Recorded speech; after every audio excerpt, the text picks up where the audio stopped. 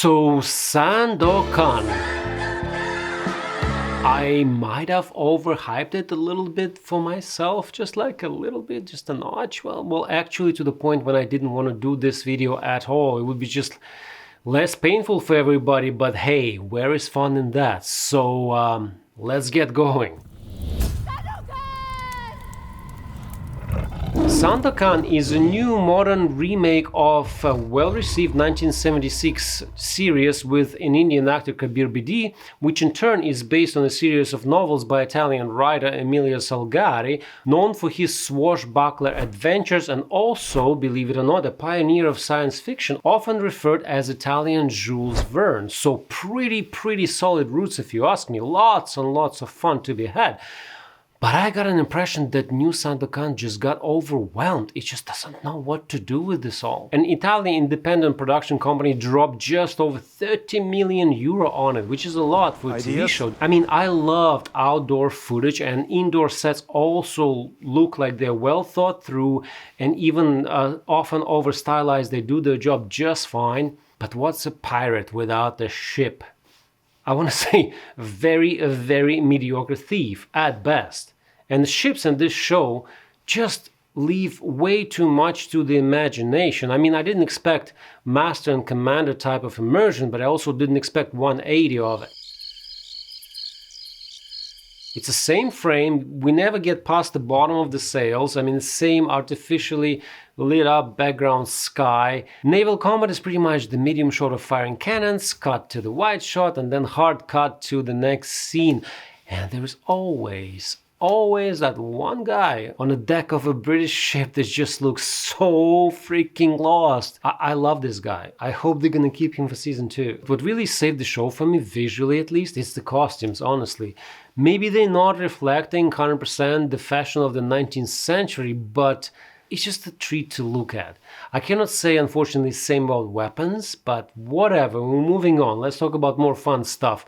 What the fuss is all about? Is there a sense of the promised adventure? Basically, it's a love story that is trying to be a love triangle, that is trying to take us on dramatic side quests along the way, and also manages to have an elements of murder mystery in it. It has it all. It subverted my expectations in so many ways that I cannot help but to applaud it. Cheon Yaman, he's got what it takes to play Sandokan. He's got the looks, he's got the charm, he's got the toughness and the sensitivity mixed together, he's got the believable leadership qualities. Unfortunately, his personal story doesn't really unfolds until the midway, like episode 4. So until then, he's just kind of cruising. He's just like an Aladdin on a carpet, just going, just kind of helping people. He's just kind of there. And for my taste, he's written a little bit too jumpy. I mean, he gives a bracelet to a guy, then somebody else takes it from the guy, gives it as a gift to Lady Mariana, and then Sandokan sees she's wearing it and completely flips on her for that. And this is the point. After the fact, she tells him this was the gift. I mean, how the hell she was supposed to know? It will upset him. Her character is fine, by the way. I liked her. She's kind of a mix of Elizabeth Swann from Pirates of the Caribbean with a little bit of Arya into it. John Hannah, unfortunately, was underused. I mean, he did have a lot of screen time, but he's still a supporting character, so he didn't have much to say. All he had to say is just complaining about being on deck and the way Sir James Brooke runs things. Brooke, however, turned out to be my favorite character. He's so well written, the gray type that has a lot to play with, and especially he looks good against some cartoonishly written and played characters, and because this show just has it all, it just doesn't care. It just kind of throws spaghetti on the wall to see what sticks. And one thing does stick. It's music, my friends. It will never let you go, like ever. True story. At first, I'm like, oh, am I watching a musical? And then like, no, it's a drama, it's an action, it's a comedy. No, wait, it's a children's bedtime story. And then I realized it's everything.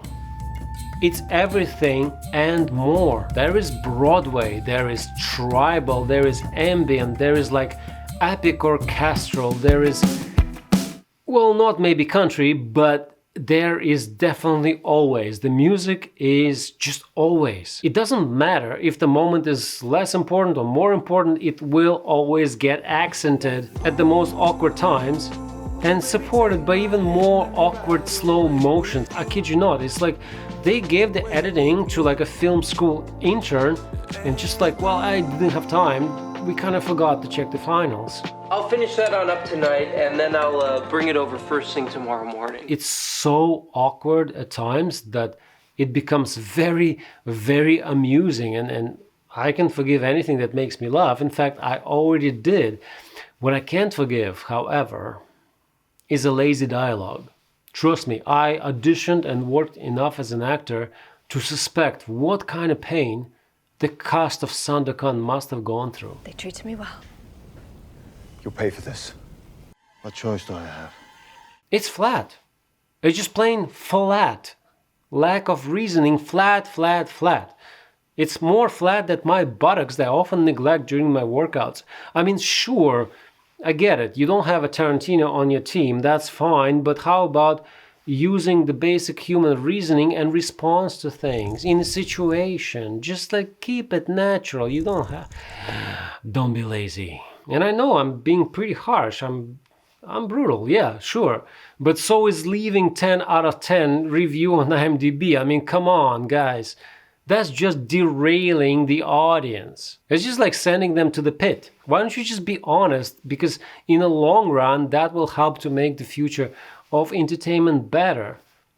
And here's my truth. I think Sandokan is not bad.